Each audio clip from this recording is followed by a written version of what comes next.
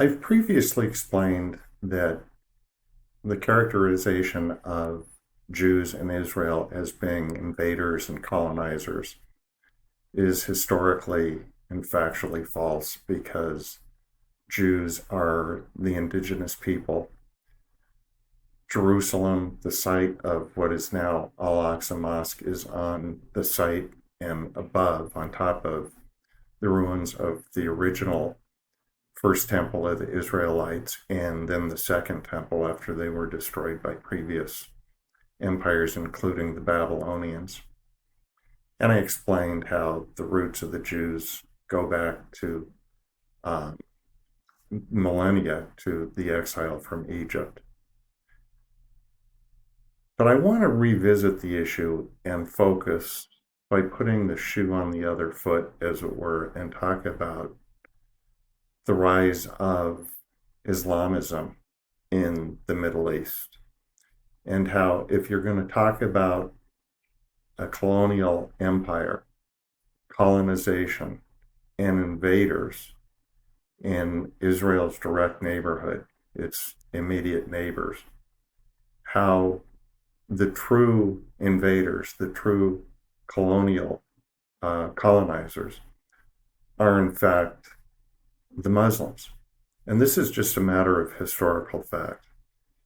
And again, I want to repeat, I say this often in these videos, but don't take my word for it. Go do your own research. And if you do, it'll serve not only to educate yourself, but you'll learn the lessons, you'll have a better grasp of the information by doing the reading yourself instead of just parroting some things you hear from different people, including me. And so historically, you had the rise of Islamism throughout the Middle East and elsewhere around the world in the Middle Ages, in the 7th and 8th centuries. Syria, for example, had a mix of religions up until that time, including a very strong Christian presence and Jews up until the Middle Ages conquest by Muslims. There is a very ancient religion, as a matter of fact, one of the oldest of the monotheistic faiths, called Zoroastrianism, which was the state religion of Iraq up until the Middle Ages when the Islamic conquest occurred. Pardon me. The majority, though, in Iraq were Christians, and there were also Jews from the Babylonian exile.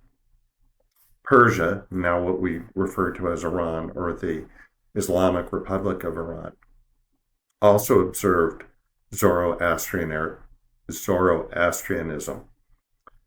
again, until the Islamists gradually gained control in Persia during the Middle Ages, and the Islamists burned the Zoroastrian scriptures, destroyed them.